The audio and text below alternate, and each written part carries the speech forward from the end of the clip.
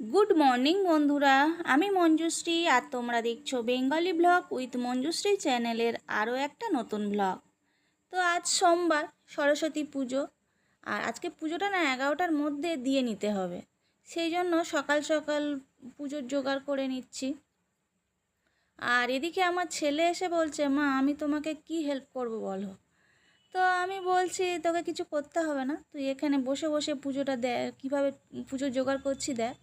ও বলছে, না তুমি আমাকে ধুনুচিটা দাও, বরং আমি ধুনো জ্বালি। আসলে এদের স্কুলে না সরস্বতী পুজোর কোনো নিমন্ত্রণ থাকে না। শুধু এদের স্কুল নয়, মানে ইংলিশ মিডিয়াম স্কুলগুলোতে দেখেছি বাচ্চাদের নিয়ে সরস্বতী পুজো যে হইচই এ ব্যাপারটা থাকে না। হয়তো বড়দের নিয়ে পুজোটা করে, তো এদের কই যেতে দেখি না, ছোটদের কোনো নিমন্ত্রণ থাকে না। আর আমাদের সময় বলো, সরস্বতী পুজোর কয়েকদিন আগে থেকেই আনন্দ শুরু হয়ে যেত। কি শাড়ি পরবো, তারপরে কি ম্যাচিং করে জুয়েলারি পরবো, এগুলো নিয়েই ব্যস্ত থাকতাম। এরা এগুলো খুব মিস করছে, এদের তো এগুলো মানে কীভাবে বুঝতেই পারছে না আনন্দটা। অবশ্য আমরা যখন আসানসোলে থাকতাম, তখন বড় অ্যাপার্টমেন্টে থাকতাম, তো ওখানে কিন্তু সরস্বতী পুজো হতো, খুব আনন্দ করতো। আগের দিন রাত্রে ঠাকুরের কাছে রঙ্গোলি দিত, তারপরে পুজোর দিন ওখানেই সারাদিন কাটাতো। এখানে এসে সেগুলো খুব মিস করছে, বলে মা ওখানে এমন সময় এটা করতাম, ওখানে ওটা করতাম। তো কি আর করা যাবে বলো, যখন যেরকম চলবে সেরকম মানিয়ে নিয়ে চলতে হবে, তাই না? ওম জয় জয় দেবী, জয় জয় দেবী, চরাচর সারে, চরাচর সারে, উচ্চযুগ শোভিত, উচ্চযুগ শোভিত, মুক্তাহারে, মুক্তাহারে, বিনা পুস্তক রঞ্জিত, বিনা পুস্তক রঞ্জিত, হস্তে হস্তে ভগবতী ভারতী, ভগবতী ভারতী, দেবী নমস্তুতে, দেবী নমস্তুতে, নমো নমো ভদ্রকাল্যৈ, ভদ্রকাল্যৈ, নমো নিত্যং, নমো নিত্যং, সরস্বত্যৈ, সরস্বত্যৈ, নমো নমঃ। নমো নমঃ। বেদ বেদাঙ্গ, বেদ বেদাঙ্গ, বেদান্ত, বেদান্ত, বিদ্যা, বিদ্যা, স্থানেভ্য, স্তরেভ্য, এবচ, এবচ, এষ, এষ, সচন্দন, সচন্দন, পুষ্পবিল্ল, পুষ্পবিল্ল, পত্রাঞ্জলি, পত্রাঞ্জলি, সরস্বত্যৈ নমঃ। সরস্বতী নমঃ। তো আমি আমার মতো করেই পুজোটা করলাম। বিশেষ কিছু নিয়ম জানি না, আমি যেটুকু পেরেছি সেইটুকু ভক্তি দিয়ে পুজোটা করলাম।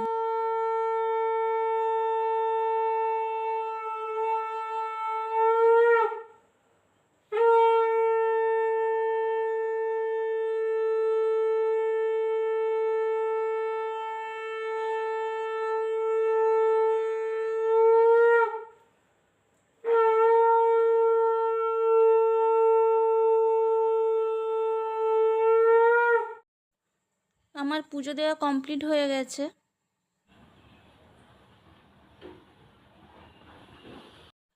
তো এরপর তোমাদের দাদাভাই ওই মিষ্টি দোকান থেকে কচুরি আর নিরামিষ তরকারি এনেছিল। যেহেতু সকাল সকাল পুজোর জোগাড় করছিলাম, টিফিনটা বানানো হয়নি, তো ওই জন্য মিষ্টি দোকান থেকেই পরোটা বলছি, কচুরি আর নিরামিষ তরকারি এনেছিল, সেটাই খাওয়া হচ্ছে। তো দেখো, পুজো টুজো দিয়ে ছাদে চলে এসেছি জামা কাপড়গুলো মেলবো বলে।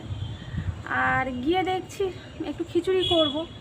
আসলে আজকে রান্না করার একদম ইচ্ছা নেই বলো, তাই সরস্বতী পুজো, একটু কোথাও বাইরে ঘুরতে যাব, সেখানে খাওয়া দাওয়া করব, কিন্তু হচ্ছে না। ছেলের কালকের থেকে পরীক্ষা। এইরকম সরস্বতী পুজোর পরের দিন পরীক্ষা দেয় বলো তো, তাও ফাইনাল পরীক্ষা। ছেলেও কোথাও বের হতে পারছে না, আমরাও কোথাও যেতে পারছি না। আর তোমাদের দাদা ভাইয়ের এক বন্ধুর বাড়িতে সরস্বতী ঠাকুর উঠেছে, ওখানে নিমন্ত্রণ আছে। তো ছেলে যাচ্ছে না, কি করে যাব বলো। তা তোমাদের দাদাভাইকে বলছিলাম যে তুমি যাও ঘুরে এসো, আমি আর বাবু আছি। তো কী করে জানি না। তো আজকে যেহেতু রান্না করার একদম ইচ্ছা নেই, তো ভাবছি কি ওই সব সবজিগুলো এক জায়গায় ভেজে নেব, তারপরে চাল ডাল একসঙ্গে ফুটিয়ে নেব। আর আলাদা করে সবজিগুলো ভেজে রান্না করার আজকে একদম ইচ্ছা নেই। চলো যাই, দেখি কিছু রান্না বান্না করি। এখন বাজে রাত 8টা, আর আমি গোটা ষষ্ঠীর রান্নার জন্য সব জোগাড় করতে বসেছি। দেখো এগুলো 9 রকম গোটা গোটা হয়ে গেছে। এবারে এগুলো যেগুলো আছে এগুলো সব কেটে কেটে দেবো।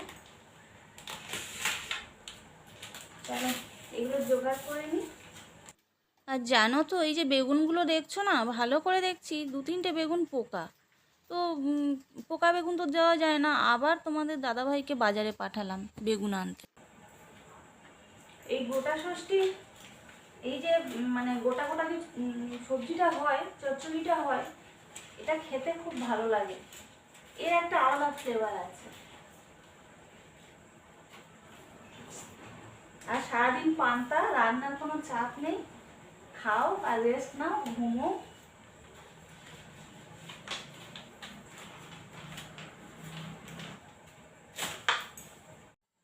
একটু আলুও ভাজবো, ছেলে আবার এই সবজিগুলো একসঙ্গে করা হচ্ছে তো খাবে না। আর দেখো এদিকে মোটামুটি সবজিটার জন্য সমস্ত কিছু কাটা হয়ে গেছে, রেডি হয়ে গেছে। চলো এবারে রান্নাটা বসিয়ে দিই।